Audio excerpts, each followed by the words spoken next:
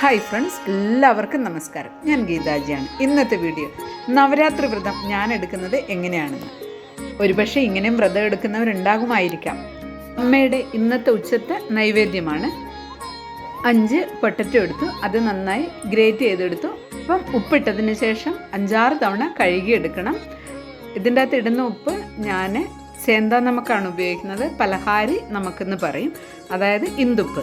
5-6 തവണ കഴുകി എടുത്തതിന് ശേഷം ഒരു കോട്ടൻ്റെ തുണിയിലിട്ട് ആ വെള്ളം ഒന്ന് തോർത്തിയെടുക്കണം. എന്നതിന് ശേഷം മാത്രമേ നമുക്ക് ഫ്രൈ ചെയ്യാൻ പറ്റുള്ളൂ. വെയിലത്തൊന്നും ഇടണ്ട, ഫാനിൻ്റെ കീഴിലിട്ടാൽ മതി.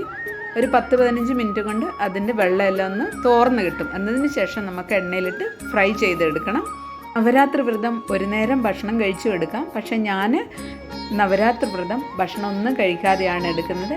ഇങ്ങനെയുള്ള പലഹാരി സാധനങ്ങൾ, അതായത് നമ്മൾ വ്രതം എടുക്കുമ്പോൾ മാത്രം കഴിക്കുന്ന സാധനങ്ങൾ കഴിച്ചുകൊണ്ടാണ് ഞാൻ എടുക്കുന്നത്. 9 ദിവസം വ്രതം എടുത്തതിന് ശേഷം 10ാമത്തെ ദിവസം ഞാൻ ഉജ്ജയിൻ മഹാകാളേശ്വര ക്ഷേത്രത്തിൽ പോയി അവിടുത്തെ പ്രസാദ ഭക്ഷണം കഴിച്ചതിന് ശേഷമാണ് അങ്ങനെയാണ് എൻ്റെ വ്രതം ഞാൻ മുറിക്കുന്നത്.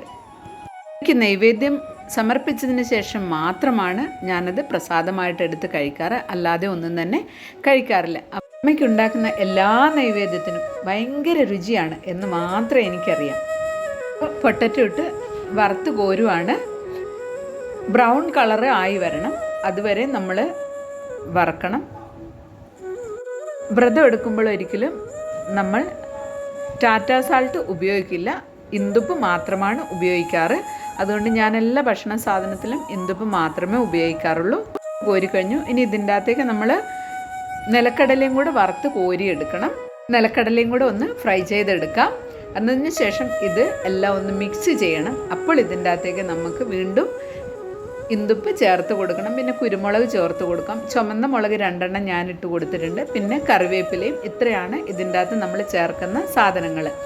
കറിവേപ്പിലയും ഒന്ന് വറുത്ത് കോരിയെടുക്കാം. അതിനുശേഷം 2-3 ചുമന്ന മുളകും കൂടെ വറുത്ത് കോരിയെടുക്കണം. അത് ഓപ്ഷനല്ല, വേണമെങ്കിൽ ഇടാം, വേണ്ടെങ്കിൽ ഇടണ്ട എന്നുള്ള രീതിയിലാണ്.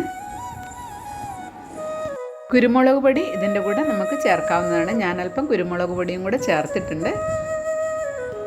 ചവ്വരി കൊണ്ട് പായസവും തയ്യാറാക്കണം.